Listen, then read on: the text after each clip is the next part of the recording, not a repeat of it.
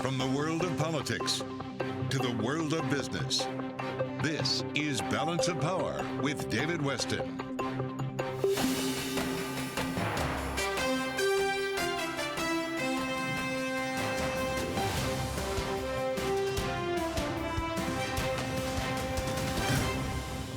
From Bloomberg World Headquarters in New York to our television and radio audiences worldwide, welcome to Balance of Power. The big story right now is in Washington, and it is President Zelenskyy of Ukraine, who has now arrived in the capital, will be meeting with the president later this afternoon and then be addressing Congress. To set the stage for us, we welcome now Washington correspondent Joe Matthew. He's host of Sound On weekdays on Bloomberg Radio. So set the stage, Joe. What do we expect? Well, David, here we are on the 300th day of this war, if you can imagine, and it is believed that this is the first time President Zelenskyy has left Ukraine in that time. He's due to arrive at the White House roughly 2 hours from now, and there are a series of events planned for the day here. He's going to be sitting down with President Biden for a meeting inside the Oval Office. They will also move on to a joint news conference that we'll be carrying here. It's scheduled for 4:30 p.m. Washington time. We'll see how close they come to being on time. From there, he'll make his way to Capitol Hill. He's going to be speaking to a joint session of Congress in person at 7:30 p.m. That is the schedule, at least. And, David, I can tell you Pennsylvania Avenue is dressed up for the event with American and Ukrainian flags hanging from every other lamppost on the stretch between the White House and where I am here up on Capitol Hill. Before he gets here, though, President Biden is set to announce almost $2 billion in additional Ukraine war funding, along with the commitment to provide a Patriot missile defense battery that has been long sought by Ukraine. And that brings us to the business at hand. President Zelenskyy will not only be here to thank Congress, he'll be here to ask for more, David. Remembering $45 billion in Ukraine funding is included in the omnibus budget that we've been talking about the last couple of days, which is expected to pass. But a lot of Republicans in the House say no more. I spoke earlier with Congressman Dan Kildee, a Democrat from Michigan, who said that President Zelenskyy will be speaking directly to those House Republicans, including Kevin McCarthy, Speaker in waiting. And he says that face-to-face conversation will likely have an impact on McCarthy. Some of the others, though, in the rank and file, like Matt Gaetz and Marjorie Taylor Greene, he says, David, that's a very different story. Yeah, I'm not surprised about Marjorie Taylor Greene, that's for sure. Thank you so much, Joe. Really great to have you with us. And Joe will be with us again. We're going to be covering the news conference at 4:30 Eastern Time, as well as President Zelenskyy's address to Congress. That'll be live here on Bloomberg at 7:30 this evening Eastern Time. And now we go to the White House for its perspective on exactly what's happening today.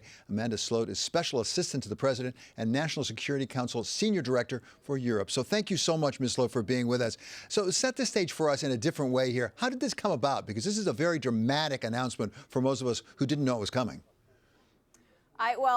Thanks for having me, and obviously a lot of excitement here at the White House as we await the arrival of President Zelenskyy in just a couple of hours. As you know, the two presidents have spoken frequently throughout the war. President Zelenskyy was here at the White House last September, and President Zelenskyy has long wanted to visit the White House to be able to have conversations with President Biden in person. So this is something that we had been discussing with the Ukrainians, obviously deferred to President Zelenskyy on when he felt it was the appropriate time and the safe time for him to be able to leave the country, and really delighted to have the opportunity to welcome him here today. Let me just pursue that if I could for a moment. You said a safe time. Is it a matter of safety? Is that the reason for the timing? Because a lot of people are wondering, is there something specifically right now that's important for President Zelenskyy to be here? Something on the ground back in Ukraine or otherwise?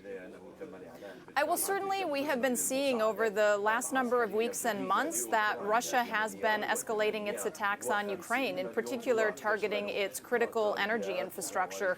And so from a symbolic perspective, from a political support message, now is an important time for the two presidents to be standing side by side and to be showing the unwavering support and solidarity of the United States for Ukraine and for President Zelenskyy. So from your point of view, from the White House's point of view, what's the goal here? If this all works perfectly, what changes?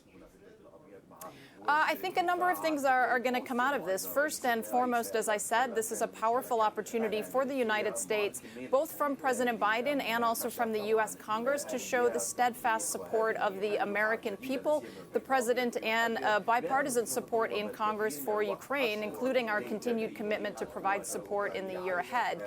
Second, it's an important opportunity for the two presidents to have the opportunity to speak face-to-face. They've obviously had a number of conversations over the phone since the war began, but that certainly doesn't beat being able to engage directly in person to be able to discuss events on the ground and events going forward. One of the things that I've observed, at least in public diplomacy, is the drama. It really matters. The theater of the whole thing matters quite a bit, and President Zelenskyy has been superb in the drama throughout this endeavor. How much of this is a communication to Vladimir Putin back in Moscow that says, look at how closely aligned we are. If you're waiting for us to get tired of this, we're not. Well, President Zelenskyy and his team certainly understand television and public messaging well, and there certainly will be powerful visuals of the two leaders standing side by side. But I think really from our perspective, this is about substance. It's about the unwavering support of the United States. I think we will see that, as your reporter mentioned, with the United States poised to announce a $2 billion security assistance package today. I think we will see that with what I expect to be a very warm bipartisan reception to President Zelenskyy in Congress. And Congress is in the midst of finalizing their budget discussions for the year, including additional funding for the administration to be able to continue supporting Ukraine in the year ahead. I know as a special assistant to the president, you don't want to get ahead of your president on any announcements. As you know, there's a lot of reporting about a Patriot missile system that might be supplied. But give us a sense, is the calculus changing? Has it changed at the White House? And as far as how far they're willing to go? Because in the past, it's been concerned that there have been too much risk, perhaps in provoking Vladimir Putin in Russia. Is that changing? Certainly, with the air defense has been a priority of the administration in the recent weeks and months. Since the beginning of this conflict, we've been in very close touch with the Ukrainians about the needs that they have on the ground, and we have adjusted our security assistance to help them meet those needs as the war has evolved. At the beginning, that was anti-tank, it was anti-armor, and certainly over the last number of weeks and months, we have seen Russia stepping up its attack on Ukraine's critical infrastructure. As a result of that, we have continued to prioritize air defense, and we have done that with recent announcements in the last couple of weeks, and will continue to do that with our security assistance going forward. Your responsibility, of course, is national security. You're not responsible for legislative affairs up on Capitol Hill. At the same time, you can't totally divorce the two because you need support up on Capitol Hill. We do have a new Congress coming in with a different majority, albeit a slim one, on the House side. Is part of the timing here because of a concern, as we've heard from at least a few, not a lot, but a few Republicans expressing some doubts or skepticism about further support to Ukraine? Well, I'm going to let Congress speak to their own calculations here, but as we have said for the last couple of months, we've been very grateful for strong bipartisan support in Congress over the last year for this war, and we remained confident that support for Ukraine was going to continue. Certainly, we need to have the process continue to play out on the Hill over the next couple of hours and yet this week, but we have been very grateful for the bipartisan support that we have seen.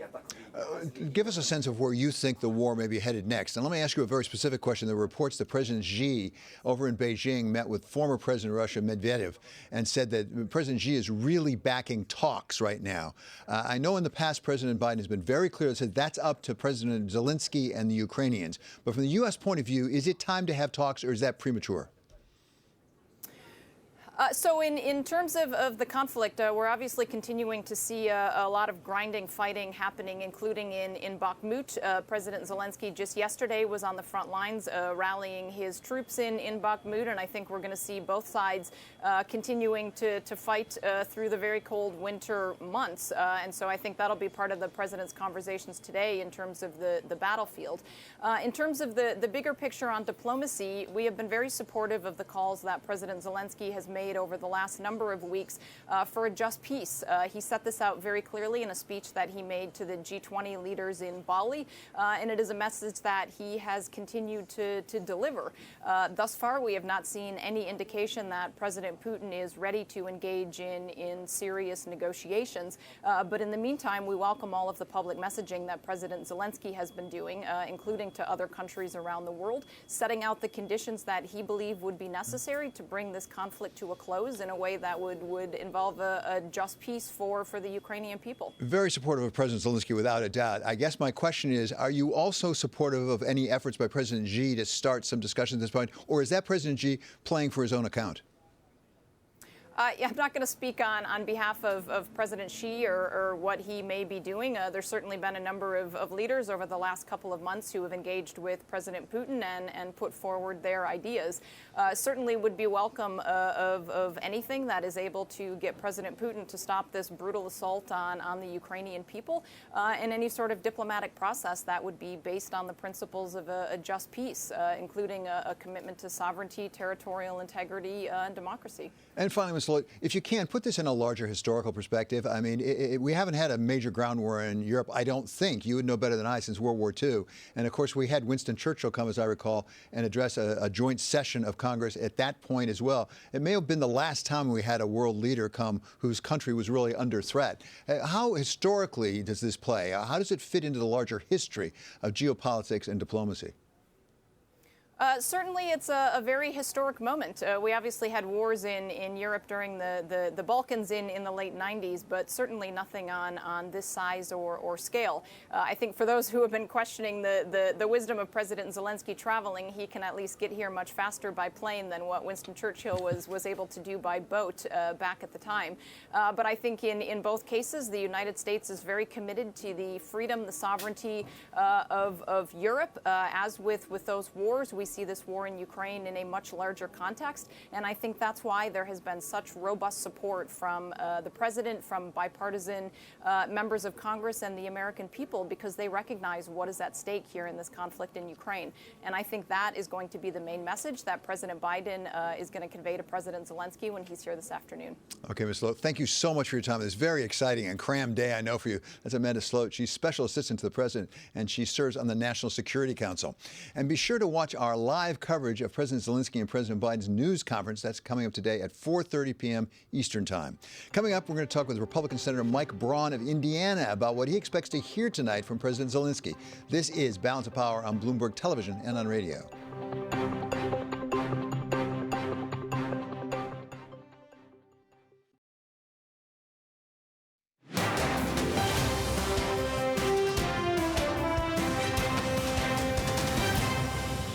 This is Balance of Power on Bloomberg Television and Radio. I'm David Weston. Well, considering we're only, I think, a couple of days away from a recess, there's an awful lot going on Capitol Hill right now. Of course, we have President Zelenskyy coming in, and also they're still working on that omnibus spending bill.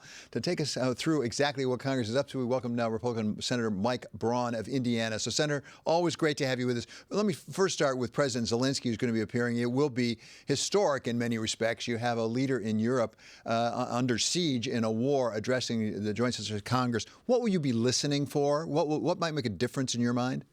You know, I think he's made his message clear, and mostly through performance. When you look at what he's up against, his country's been pounded by an international thug that I think will go down in the history of some of the worst in the business. And I think he's done an amazing job. I think he's going to want to bolster the case. It's going to be a long-term engagement. And I think he also knows the political winds have shifted a bit. So I've never had any issue with who we should be supporting. I do have some issue with the fact that I wish the EU would be putting more effort into their own backyard. If you look at a little bit of the finance side of it, I think we've spent somewhere in the 60 to 70 billion range so far, committing to another 45 billion. I think Russia's entire defense budget annually is around 75 to 80 billion. So it's important. I think Putin needs to know that this is not going to work in the long run. I wish the EU would engage, pick up a little more of what's in their own backyard. And this gets, in a way, kind of relevant to what we're dealing with currently on our financial situation here in the federal government. I've been here 4 years, David, and we were 18 trillion when I got here. We're now 31 trillion, and it doesn't look like anybody's taken seriously what peril that puts us in. Defense is the most important thing we do in the federal government. Even Admiral Mike Mullen years ago said, sometimes I fear the red ink more than the red menace. And all of this and borrowing 20–25% of our annual budget, it's not a good business plan to be strong on defense, to help our allies in the long run, let alone what we need to do to keep our own economy healthy. So, Senator, ever since we've been talking, you've been fighting that good fight. Do you feel like you've made any progress from being in Washington as a result of it? You know, sometimes you feel like, as we say back home, you're talking to the side of your barn. I do think you do make an impression over time. We now have a group of 7, 8, or 9 of us. When I got here, it was just 3 of us that really put this as the most important long-term issue that doesn't have the current palpability, the current pain associated with what running now $1.5 trillion annual deficits will have in the long run. I asked a group of reporters the other day, do you know what 1% of 30 trillion is? That's such a big number. If you took a lower denomination, it'd be easy. That's $300 billion. Yeah. And 4 percentage points, 400 basis points in current interest rates going up with short-term maturity on a lot of what we borrow, you know, we're going to soon be crowding out almost everything else in our budget if we don't get this under control. And the fact we do no budgets, I'm an appropriator. We have not met once in the last year as a group about what we're going to have in this bill. Very bad way to run the biggest business in the world. Well, so Indiana is a pretty big business itself, and I understand you're interested in going back and running that business instead of the federal government. Do you have hopes that you actually be able to get your arms around that in a way that you just can't with the federal budget? Well, number one, we don't have a printing press in the basement, and we've got the best bond rating, I think, of any state in the country. You don't have that if you're trying to, you know, finance a 20 to now 25% deficit. We got a balanced budget amendment that keeps us on the rails.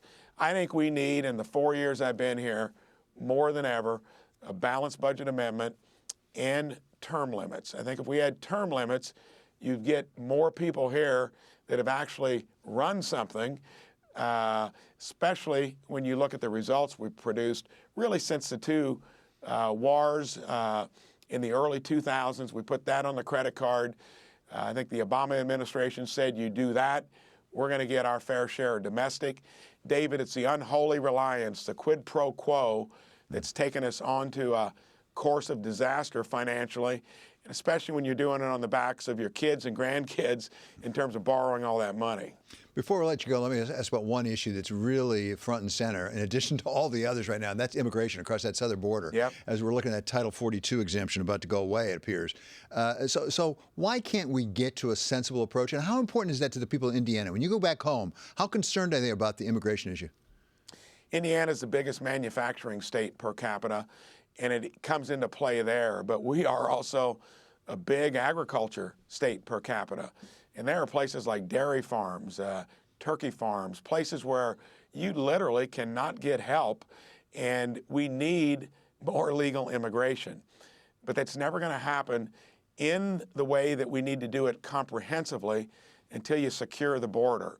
Ironically, as hot as things are politically around here, that was working under the Trump administration. And I don't think we should reflexively just be against some of those things. We've got to get back to where we secure the border, and I think a broad spectrum of Congress would be for comprehensive immigration reform, and start with the low-hanging fruit first. But as long as we have an unsecured border, I'm afraid it's going to be caught in the political crossfire, and we're not going to do either one correctly. Okay, Senator, it's always great to talk to you. I hope you get out of there at some point, get back to Indiana and celebrate the holidays. I'm with you there. Thank you so much to Senator Mike Braun, Republican of Indiana. Still to come, we're going to talk with the mainstay of the D.C. bar. He's John Bellinger of Arnold & Porter about the law surrounding the congressional recommendation that President Trump be prosecuted. This is Balance of Power on Bloomberg Television and on radio.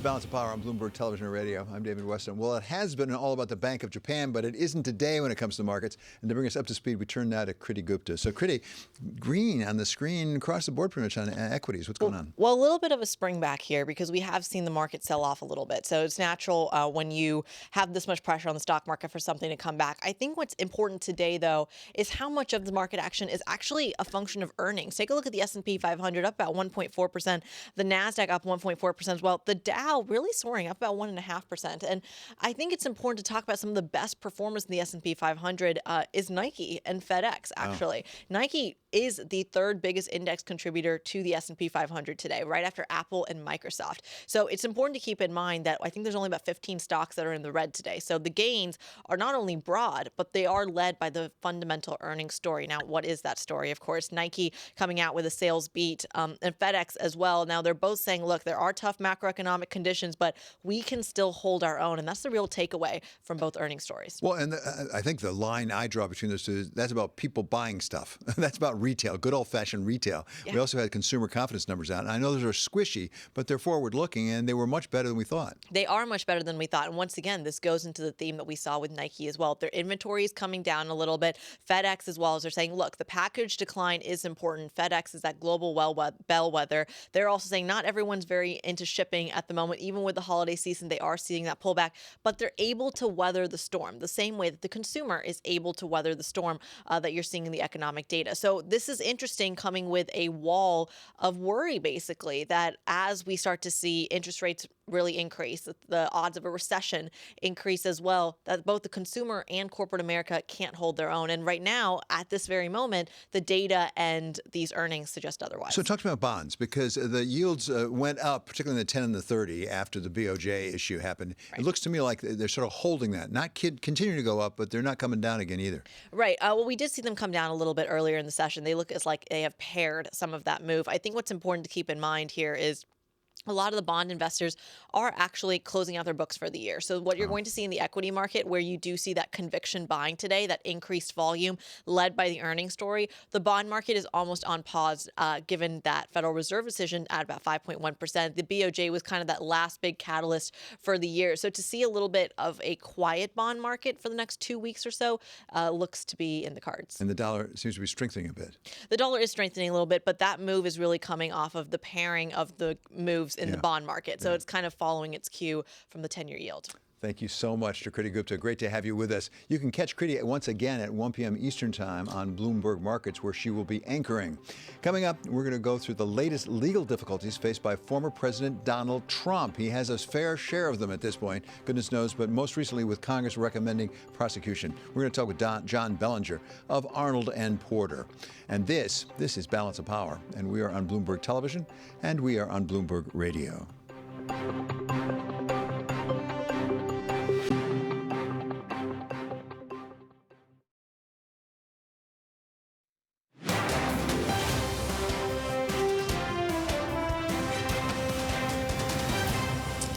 This is Balance of Power on Bloomberg Television and Radio. I'm David Weston. We want to keep you up to date with news from all around the world. With that, we turn to John Hyland here with the first word. John?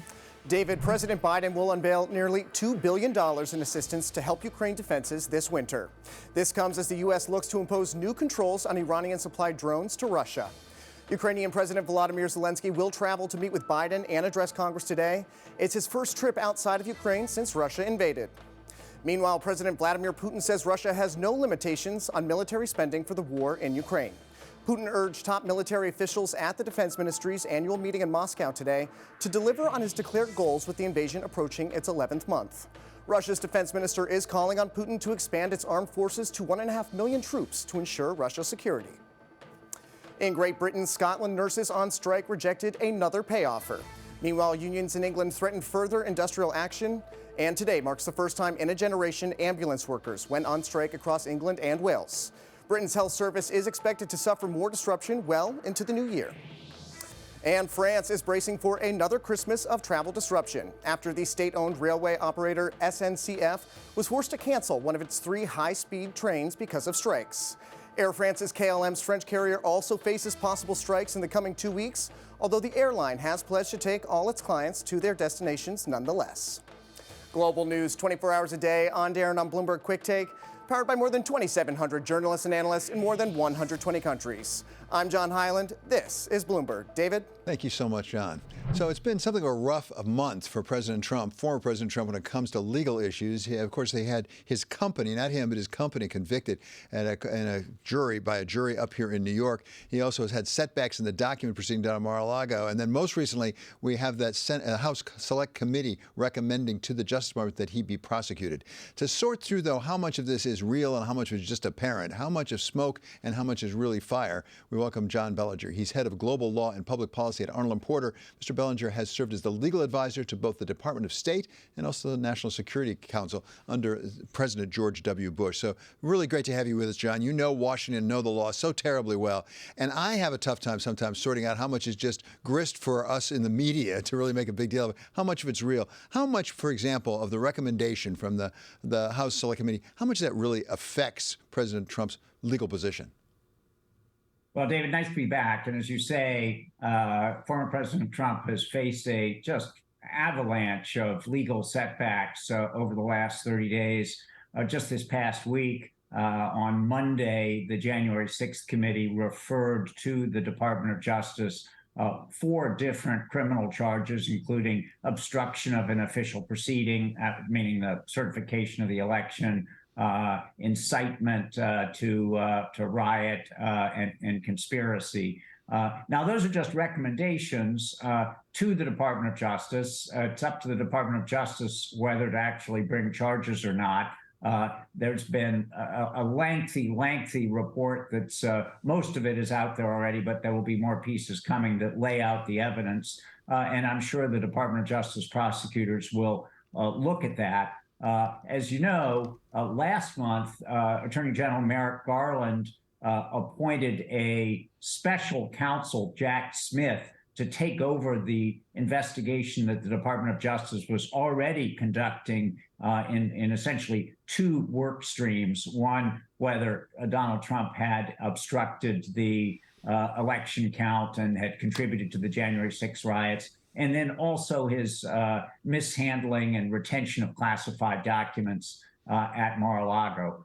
So there's now a special counsel who is looking into all of these different potential violations. And earlier this week, Congress gave him all of this additional material. So he will do his own thing, Jack Smith. He's not going to act on a recommendation of Congress. What they say to him is really not going to influence him one way or another, but it is a lot of information that Congress has given to him.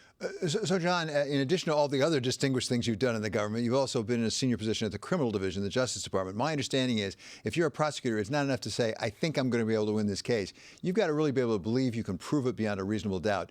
The specific charges that are being put forward by the House committee, how difficult would it be to prove those beyond a reasonable doubt? And by the way, if you're going against a former president, is it even a higher standard?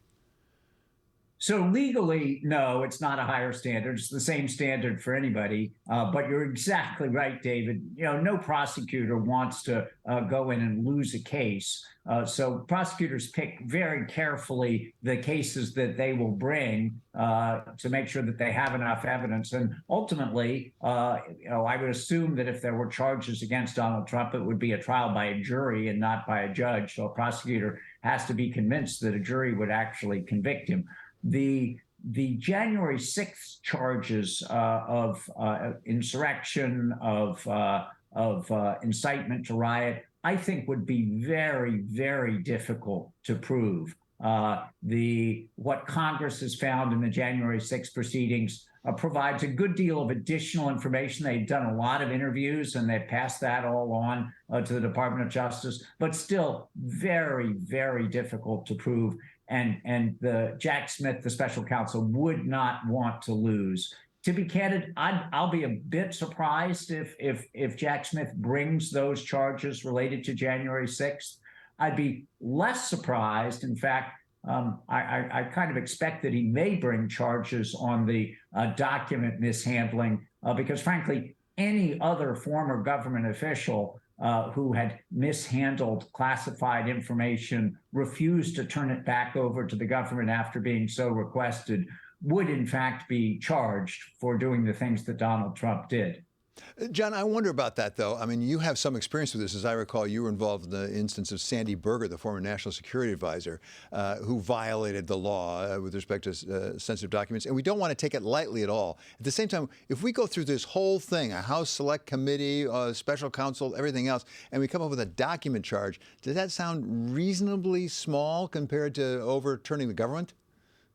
It does. It does. And candidly, if there had not been a special counsel and it had been up to Merrick Garland, the Attorney General of the United States, to decide whether to indict a former president, Donald Trump, who has declared himself to be a candidate for president on document mishandling, I'm not sure I would have recommended that, because it just really looks like small potatoes. Now, again, I don't think Donald Trump would be treated any differently than any other former government official. A former government official who took classified documents home, not unintentionally, and who was asked multiple times to turn it back over and didn't, and turned out that there was a highly classified information there, would be charged for doing that. But your point is a fair one. I am not convinced that many people in the United States, certainly Donald Trump supporters, would understand that. They would think this would be small potatoes. And finally, John, let me ask you a question that just came in actually from a viewer, which I think is interesting. It's not necessarily a legal question, but it's something we all think about. And that is, what is the danger that, in fact, if you do prosecute this former president, and it would be the first time, I believe, ever that's happened. I think we prosecuted a former vice president, Aaron Burr, but we haven't prosecuted a former president. What's the danger that sets a precedent for people when they get into office to actually go criminally against their predecessor? We've seen that in some other countries. It's not too pretty. Oh, exactly right. And we really don't want to set that kind of precedent as a general matter in the United States, where every time a president leaves office, the first thing they do is to investigate and prosecute the former president. That happens in a lot of other countries in the world, and it's not a bad, it's not a good thing. Here, though, it really is different in that Donald Trump was not being treated differently. He's not being singled out from the way other officials would be treated. He has pretty clearly, from the evidence that we've all seen, had classified documents at Mar-a-Lago that he intentionally kept. And again, if someone else had done that, they would be charged. Now, back to a question you asked a minute ago, Jack Smith, the special counsel who is investigating both Donald Trump's actions relating to January 6th and the document mishandling, will have to be convinced that he really could win this case. In either one of these different sets of charges, he would not want to indict Donald Trump and then lose. Yeah. That would be even worse. Thank you so much. Really, always great to have you with us, John. That's John Bellinger. He's a partner in Arnold Porter. He's former legal advisor to both the Department of State and the National Security Council. Coming up, the state of the economy. We're going to talk about that with Lauren Godwin. She's an economist for New York Life Investments. This is Balance of Power on Bloomberg Television and on radio.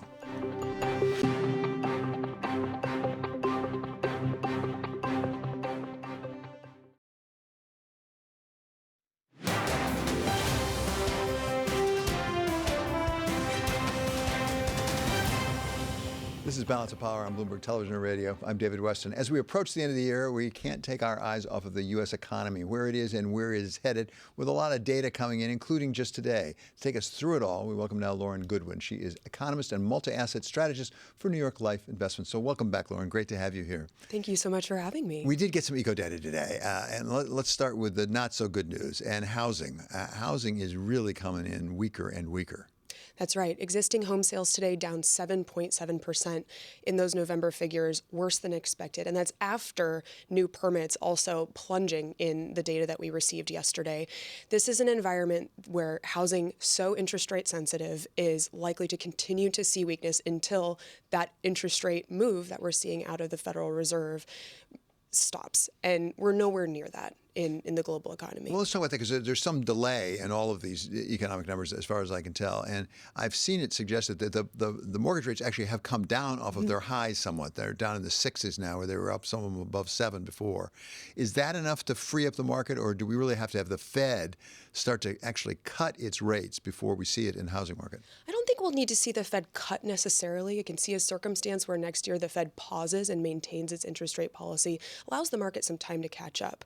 But what you're saying about the lag in data is really important for some of the implications of the housing figures that we're seeing. The first of which is that because we're seeing this weakness in housing, we can know with some level of confidence that shelter prices are liable to fall next year. I think it'll be bumpy on the way down, but that's really important for the inflation picture and helping the Federal Reserve to feel more confident that it can pause its interest rate hiking cycle. The other thing I think is so important to keep in mind about these figures is that it's not just an economic cycle. This isn't 2008. We've had a structural change in where we live and work. Yeah. We also have a structural undersupply in housing in the U.S. And so while I imagine that many areas of housing are going to continue to see weakness, it's not everywhere. And so from an investor perspective, it's picking your winners and losers, as has so much been the case in this post-pandemic rotation. So housing, some people say housing is in a recession. The housing industry itself is in a recession. On the other hand, consumer confidence today was up. That was the other eco number we got, which is actually quite positive. Yeah, it's great to see. And I think that this is a labor market story, that even though there are so many challenges in the economy right now, the underlying support for consumers is their paychecks. And we know that real incomes have been falling over the course of this year, that the impact of inflation has been so important for consumers. But the fact of the matter is the labor market is still strong. People who are looking for jobs are still able to find them on average. And the strength of wages in the labor market has been disproportionately for lower income workers. And that's a big support for consumer confidence. Now, of course, it creates a risk that, the stronger the economy is for longer. Again, we have central banks that are in the economy looking to slow that confidence, but it does bode well for the opportunity for the decrease in demand that the Fed is going for and the stability of demand that the labor market has provided to meet in the middle. Which takes us to the so-called soft landing going into next year. How do you see it at this point? I think everyone agrees there's going to be a slowdown. I think everyone agrees there's going to be a slowdown. The question is, how much is it going to slow down? My anticipation is that we will see recession next year. I tend to agree with market consensus that it's moving later in the year, from our perspective, Q2 to Q3. And so, and that's a result of the support that the labor market has provided to the economy. But I do expect that we will see recession because in order for the Fed to feel confident that we're avoiding a wage price spiral, the labor market has to crack. And that is when we see the economy move not just slower, but into recession. Well, it's an unfair question because you can't put yourself in the mind of Jay Powell and the other members of the Fed. But when you talk about going until the labor market cracks, do they have to keep raising until it cracks? Or what about the long and variable lags part of it? The long and variable lags are important, and I'm certain that they're paying very close attention to them. But they've said time and time again, so I have to take them at their word on this one, that the risk of inflation staying out of control is worse for the economy than even the labor market cracking in the near term. And that dynamic is, it's hard to internalize because we haven't seen anything like it for 40 years. But the idea that inflation could keep people, out of the economy, could make wage growth negative, even in the medium and longer term, is just too dangerous for long-term economic activity. So here's the ultimately unfair question, but we have to ask at the end of the year. As you look forward into 2023, what do you think could hurt the economy the most, and what could help it the most? What's the biggest downside? What's the biggest upside, do you think, from your point of view? I think the biggest downside for the U.S. economy is that we see the consumer being resilient, that we see the labor market being just so persistent. And that sounds so odd because that's obviously what we want to see in the economy. But because the Fed is so active, I think that it's the biggest downside risk.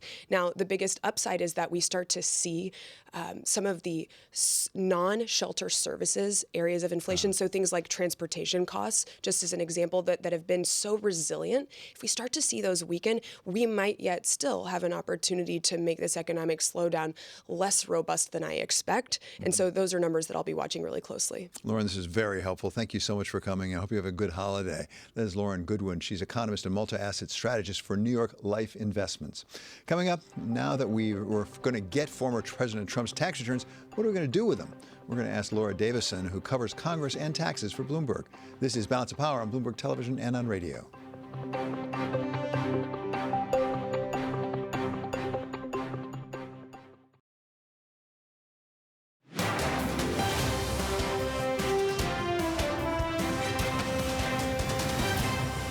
This is Balance of Power on Bloomberg Television and Radio. I'm David Weston. Well, the House Ways and Means Committee has spent years now seeking the tax returns of one Donald Trump, the former president of the United States. They finally got them, and last night they voted to release those to the public after there'd been some redactions to take out some of the personal information.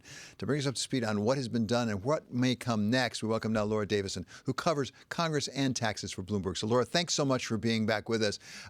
First of all, the redaction. Do we have any sense of how long it will be before those things get released? And by the way, do they need to do it before the new Congress? Because with a different majority in the House, it might come out a different way?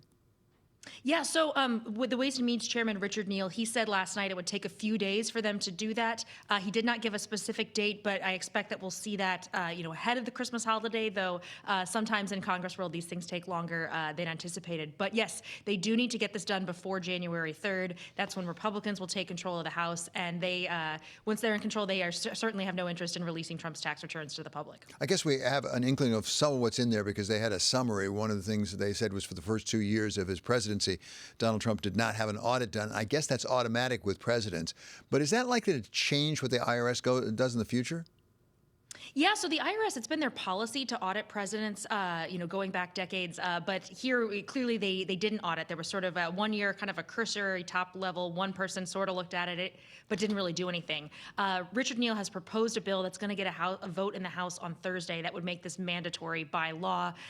Chairman Wyden, who chairs the Senate Finance Committee, has said that he's going to pick this bill up next year. They don't have time this year, but it'll be a Republican House, so there's going to be some negotiations going forward of if this can become law and all presidents are legally mandated to undergo an audit. Laura, if this was outside of the norm for the IRS in auditing sitting president of the United States, do we have any inclination of why that happened? So the thing here that's really just kind of interesting is that the IRS has made it was their own policy to audit presidents, but it really hasn't been necessary. If you look going back decades, presidents and presidential candidates have released their tax returns. It's been out there for the public, for people to do political opposition research. Trump, of course, did not release his tax returns. So that's really what made this so important. And because he has a very complex, financial profile, lots of business dealings, the case that Democrats have made is said, look, the IRS, particularly here, needed to give the extra scrutiny, and they really were asleep at the wheel. So there's a lot of talk, particularly on the Republican side that I've heard of, this sets a dangerous precedent that we're going to be releasing all kinds of tax returns, perhaps not just of presidents. Has it been the case in the past that we released the tax returns of presidents? Yeah, so the way that that House Democrats do this is actually a section of the tax code that allows them to go and request the tax returns of any taxpayer. Previous Congresses have done this. This happened with some of Richard Nixon's tax returns and tax documents, as well as a former IRS official, a woman by the name of Lois Lerner, back a couple years ago. Republicans wanted her tax information. She was an employee at the IRS who was going after some conservative nonprofit groups. So there's some precedent for this. This is certainly the most highest profile case of this. Are there any suggestions up on Capitol Hill that, in fact, maybe they'd have a statute that requires disclosure of tax returns of others, for example, Supreme Court justices, maybe senators, things like that? That's something that's been proposed multiple times. Republicans generally are opposed to that, so that's been part of the problem. But of course, lawmakers are hesitant to vote for them to require themselves to disclose their taxes. I could see something happening potentially for judges or presidential candidates, but for lawmakers, senators, that's probably less likely. So the issue that I've heard so far is about the auditing. I mean, there may be other issues that come up as well, but the lack of auditing, I should say, of the former president's tax returns. Do we expect the IRS is going to double up and try to remedy that now by auditing a lot fast? Yeah, that's certainly an expectation here. You know, some of these are from tax returns that are back all the way back to 2015. That would be outside the statute of limitations in some cases. So really looking more kind of the more recent years is when, the IRS could do something. But, it's a very bad look for them. This report was really an indictment of the IRS and sort of how they failed to do what they said they were going to do in terms of Trump's taxes. It can't be easy to be the IRS these days, I must say, sympathetically. Thank you so much to Laura Davison. She's Bloomberg congressional correspondent who covers taxes in particular. Check out the Balance of Power newsletter. That is on the terminal and also online. Coming up, Balance of Power continues on Bloomberg Radio. In our second hour, we're going to talk with Melinda Herring of the Atlantic Council about President Zelensky's wish list as he visits Washington. This is Balance of Power on Bloomberg Television and on Bloomberg Radio.